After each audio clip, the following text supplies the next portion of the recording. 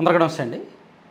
కేంద్రంలో బీజేపీ అధికారంలోకి వచ్చిన ఈ 12 ఏళ్లలో ఎంతమంది కేంద్ర మంత్రులు తప్పు చేస్తున్నా, ఎన్ని విభాగాల్లో ఆ మంత్రిత్వ శాఖలు ఫెయిల్ అవుతున్నా, ఎన్ని రైలు ప్రమాదాలు జరుగుతున్నా రైల్వే శాఖ మంత్రి కూడా రాజీనామా చేయరు, ఎన్ని విమాన ప్రమాదాలు జరుగుతున్నా విమానయాన శాఖ మంత్రి బాధ్యత తీసుకోరు, ఎన్ని పేపర్ లీకులు అవుతున్నా విద్యాశాఖ మంత్రి కూడా బాధ్యతలు తీసుకోవట్లేదు. సో అది జరుగుతూ వస్తుంది. ఎవరు కూడా గట్టిగా అడగడం లేదు, గట్టిగా నిలదీయడం లేదు, గట్టిగా ఫైట్ చేయడం లేదు. ఇప్పుడు సోనం వాంగ్చుక్ ఆ బాధ్యత తీసుకున్నారు. సో ఆయన ఎవరు అని చాలామందికి తెలిసే ఉంటుంది. కానీ జెడ్ గ్రూపు ఆయన గురించి స్టడీ చేయాలి. ఆయన ఎవరు అనేది ఖచ్చితంగా తెలుసుకోవాలి. ఆయన జీవితమే ఒక పాఠం. సింపుల్గా ఆయన గురించి తెలుసుకోవాలి అంటే మీరు స్నేహితుడు, హిందీలో అయితే 3 Idiots సినిమా తెలుసు కదా. సో దాన్ని తమిళ్లోను తెలుగులోను స్నేహితుడు పేరుతో తీశారు. సో 3 Idiotsలో ఆమీర్ ఖాన్ క్యారెక్టర్ ఉంది కదా, అండ్ తెలుగులో అయితే స్నేహితుడు సినిమాలో విజయ్ తలపతి క్యారెక్టర్ ఉంది కదా. ఆ వాంగ్చుక్ లైఫ్నే, అతని జీవిత వృత్తాంతాన్నే ఈ సినిమాలో ప్రధాన క్యారెక్టర్గా ఉంది. సో పుస్తకాల్లో ఉన్నది చదవడం కాదు, తను టీచర్లు చెప్పింది అభ్యసిస్తూ నేర్చుకుంటూ తన ఓన్గా తన ఐడియాలజీ జోడించాలి. సో ఇన్నోవేటివ్ ఎడ్యుకేషన్, ప్రయోగాత్మక చదువు. సో చదువుతూనే ప్రయోగాలు చేయడం, సక్సెస్ అవ్వడం, ఫెయిల్ అయినా మళ్ళీ మళ్ళీ నేర్చుకోవడం, అది ఇతని ప్రత్యేకత అన్నమాట.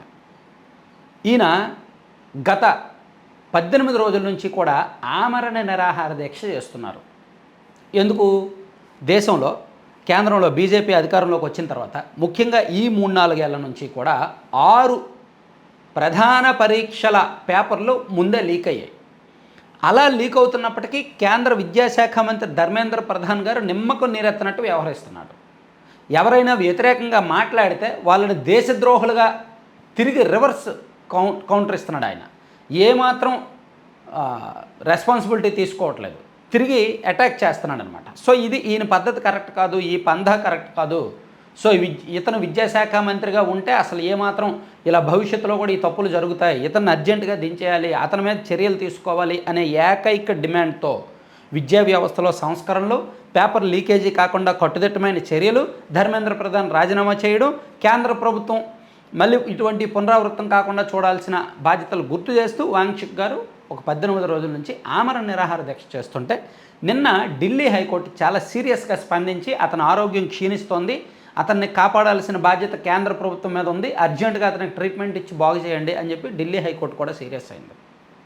సో ఈయన గురించి మనం ఒకసారి చెప్పుకోవాలంటే ఈయన హిమాలయాల్లో పుట్టారు. లడఖ్లోని ఒక అల్బీ అనే ఒక గ్రామంలో పుట్టారనమాట. సో 9th క్లాస్ యాక్చువల్ వాళ్ళ ఊర్లో స్కూల్ ఏమీ లేదు. ఆయనకు 10 సంవత్సరాలు వచ్చే వరకు ఇంటి దగ్గరే, తల్లి దగ్గరే బేసిక్ ఎడ్యుకేషన్ అంతా ఇంటి దగ్గరే జరిగింది. ఆ తర్వాత శ్రీనగర్లో చదువుకోవడానికి వెళ్ళినప్పుడు భాషా సమస్యల వలన ఎన్నో ఇబ్బందులు పడ్డారు. అదే అనుభవం తర్వాత విద్యా సంస్కరణలపై దృష్టి పెట్టడానికి కారణమైంది. ఆయన లడఖ్లో స్కూల్ లేకపోతే ఇంటి దగ్గర కొన్నాళ్ళు చదువుకొని ఆ తర్వాత ఉన్న విద్య కోసం శ్రీనగర్ వెళ్తే అక్కడ భాషాపరమైన సమస్యలు ఎదురయ్యాయి. సో అప్పుడే ఆయన ఆలోచించడం మొదలుపెట్టారు. ఆయన చదువుకోవడానికి ఇన్ని కష్టాలు వచ్చాయన్నమాట. సో చివరికి NIT శ్రీనగర్ నుంచి మెకానికల్ ఇంజనీరింగ్ చేశారు. ఆ తర్వాత ఫ్రాన్స్ వెళ్ళారు. ఫ్రాన్స్లో పర్యావరణ రహిత నిర్మాణాల మీద PG చేశారు, మాస్టర్స్ పూర్తి చేశారు. సో తర్వాత 1988లో ఆయన సెక్మోల్ అంటే students educational and cultural movement of Ladakh అనే సంస్థను స్థాపించారు. దీని ఉద్దేశం ఏంటంటే ఎవరైనా విద్యార్థులు ఫెయిల్ అవుతుంటే వాళ్ళని డిస్కరేజ్ చేయడం కాదు, వాళ్ళు మళ్ళీ అసలు వాళ్ళలో నైపుణ్యం ఏంటి, వాళ్ళలో దేనిలో ప్రావీణ్యం ఉంది అనేది గుర్తించి వాళ్ళకి తగిన శిక్షణ ఇవ్వడం, వాళ్ళని మోటివేట్ చేయడం, పుస్తకాల కంటే ప్రయోగాత్మక విద్యకే ప్రాధాన్యత ఇవ్వడం, సౌరశక్తితో నడిచే స్వయం సమృద్ధి క్యాంపస్ నిర్మించడం, అలా అటువంటి లక్ష్యాలతో ఈయన ఒక వేదిక క్రియేట్ చేశారు. అలాగే ఐస్ స్టూపా అని ఒక ప్రసిద్ధ ఆవిష్కరణ, శీతాకాలంలో నీటిని భారీ మంచు శిఖరాల రూపంలో నిల్వ చేయడం, వేసవిలో నెమ్మదిగా కరిగి రైతులకు సాగునీటిని అందిస్తుంది. చూడండి, మనకు శీతాకాలంలో మంచు ఎక్కువ వస్తుంది. సో దాన్ని అలా మంచు రూపంలోనే నిల్వ చేసి వేసవిలో అది కరిగి రైతులకు సాగునీటిగా ఉపయోగపడేలా ఒక ప్రయోగాన్ని తీసుకొచ్చారు. వాతావరణ మార్పుల ప్రభావాన్ని తగ్గించడంలో ఉపయోగపడుతుంది. అలాగే లడఖ్ కోసం కొన్నాళ్ళు ఆవిష్కరణలు, సంస్కరణలు, విద్యా సంస్కరణలు, వీటి మీద పోరాటం ఇదంతా అయిపోయిన తర్వాత 2019 నుంచి లడఖ్ కోసం పోరాటం మొదలుపెట్టారు, తన జన్మభూమి కోసం. సో లడఖ్ రాజ్యాంగపరమైన పరిరక్షణలు, పర్యావరణ రక్షణ, స్థానికుల హక్కుల కోసం అనేక శాంతియుత నిరసనలు చేపట్టారు. ముఖ్యంగా 6వ షెడ్యూల్ వంటి రాజ్యాంగ రక్షణలు ఇవ్వాలని కేంద్ర ప్రభుత్వాన్ని కోరుతూ ఉద్యమించారు. సో ఆయన ఈ 2026 ఈ మధ్య మళ్ళీ ఆమరణ నిరాహార దీక్ష ద్వారా వెలుగులోకి వచ్చారనమాట. ఈయనకు ఎన్నో ప్రఖ్యాతమైన అవార్డులు వచ్చాయి. సో ఈయన జీవితమే ఒక పాఠం, ఒక పోరాటాలమయం, ఒక వినూత్నమైన ఆవిష్కరణలకు వేదిక. సో మరి ఇటువంటి వ్యక్తులు మన దేశానికి సంపద లాంటి వాళ్ళు.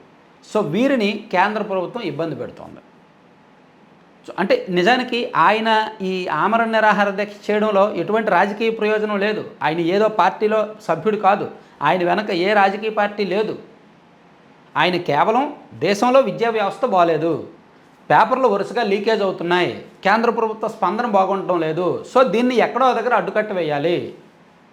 ఈ ధర్మేంద్ర ప్రధాన్ గారి గురించి ఒక మాట తెలుసా? ఆయన గతంలో ఒడిశాలో ప్రతిపక్ష నాయకుడిగా ఉన్నప్పుడు అక్కడ ఒడిశా ప్రభుత్వం నిర్వహించే పరీక్ష పేపర్ ఒకటి లీక్ అయితే ప్రభుత్వం మీద దుమ్మెత్తిపోశారు. ఆయన సీఎం రాజీనామా చేయాలి అని చెప్పి గొడవ చేశారు, ప్రొటెస్ట్ చేశారు.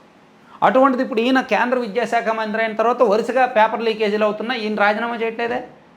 అంటే ఈయన రాష్ట్రంలో ప్రతిపక్ష నాయకుడిగా ఉన్నప్పుడు ఒక ఆలోచన, ఒక రకమైన రాజకీయం, ఇప్పుడు కేంద్ర మంత్రి అయిపోయాక మరో రకమైన రాజకీయమా? సో అందుకే ధర్మేంద్ర ప్రధాన్ మీద విమర్శలు దేశవ్యాప్తంగా వెల్లువెత్తుతున్నాయి. ఎవరు గట్టిగా మాట్లాడట్లేదు అంతే. అటువంటిది వాంగ్చుక్ గారు ఫస్ట్ టైం గట్టిగా తగులుకున్నారు. చూడాలి దీని పర్యవసానాలు ఎలా ఉంటాయి అనేది. Thank you.